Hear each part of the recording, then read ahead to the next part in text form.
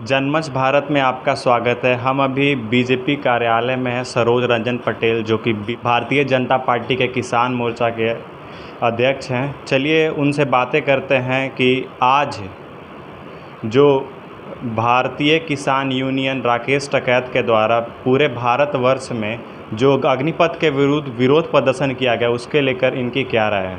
Sir, क्या राय है sir आपको इसके लेकर? देखिए, राकेश टिकैत जी, हम तो उनको कह सकते हैं कि बहरूपिया हैं। और एक महाभारत में, रामायण में प्रसंग है, एक पात्र है कालनेमी। तो आज के आधुनिक भारत के वो कालनेमी हैं। जिस तरह से कृषि के कानून में जो हमारे लाखों हजारों किसानों के हित में जो कानून था, उस कानून के विरोध में जिस तरह से उन्होंने देश के किसानों को गुमराह करने का काम किया, अंततः मुंह की खानी पड़ी। आपने देखा होगा कि पिछले विधानसभा चुनाव में उनकी अपील को यूपी की जनता ने ठुकराने का काम किया, उनको नकारने का काम किया। अब वो बेरोजगार हो गए, जनता ने नकार दिया है, तो अब जवान के मुद्दे पर आकर के अपनी उपस्थिति दर्ज कराना चाहते हैं। लेकिन ऐसा होने वाला नहीं है। देश की जवान, किसान सभी ने राकेश टिकैत को नकारने का काम किया। सर, अभी देखा जाता है कि जो भारतीय किसान सभा के जो राकेश टिकैत है, वो हर एक मामले में आ जाते हैं सामने। जैसे कृषि क्षेत्र को छोड़कर अब कोई भी मामला हो, जैसे अग्निपथ तो कृषि से रिलेटेड मामला नहीं था, लेकिन अब वो हर एक मामले में वो आ जाते हैं सामने। उसमें आपकी क्या राय है? मैंने कहा ना कि एक राजनीतिक रूप से बहरूपिया है, उनको कोई काम नहीं है और जनता द्वारा नकार चुके हैं। पहले भी वो चुनाव लड़े हैं और चुनाव में जनता ने बुरी तरह नकार दिया। उसके बाद एक कृषि कानून आया, उसमें अपनी प्रासंगिकता सिद्ध करने की कोशिश किए, लेकिन उसमें भी देश की जनता, खास करके यूपी की जनता, जहां से आते हैं खास करके पश्चिम यूपी की जनता ने उनको चुनाव के माध्यम से, वोट के माध्यम से उनको नकारने का काम किया, उनको हाशिए पर उनकी हैसियत बताने का काम किया।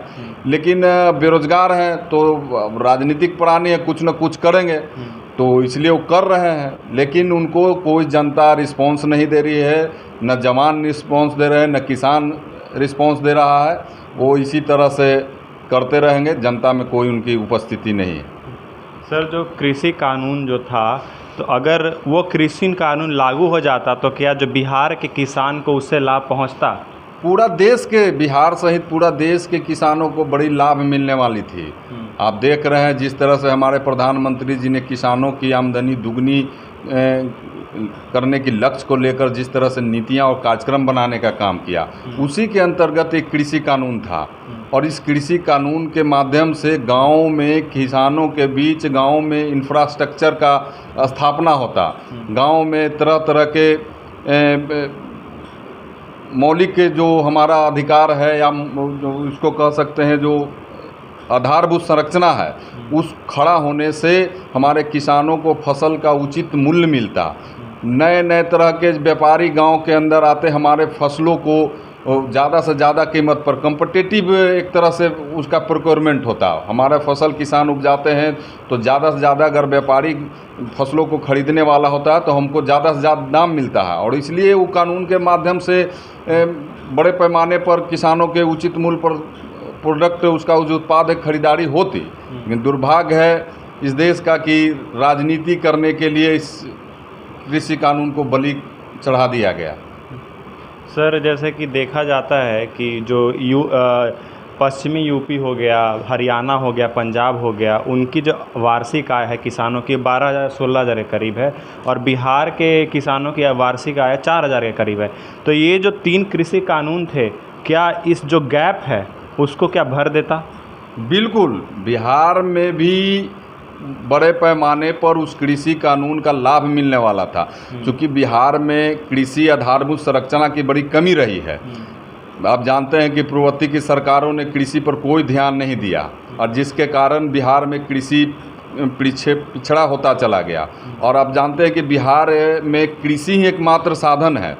तो 2005 के बाद नीतीश कुमार की सरकार ने जो हमारा जो जनता दल यू और बीजेपी की गठबंधन के वाली नेतृत्व वाली सरकार है, उन्होंने कृषि पर काफ़ी प्राथमिकता देने का काम किया। आपने देखा होगा कि पहली सरकार ने कृषि कैबिनेट बनाने का काम किया, कृषि रोड मैप बनाने का काम किया, ताकि यहाँ के जो एग्रीकल्चर सेक्टर हो उसको बढ़ावा मिले, किसानों की आमदनी दुगनी हो, उसकी आर्थिक समृद्धि, उस दिशा में काम करने का काम किया।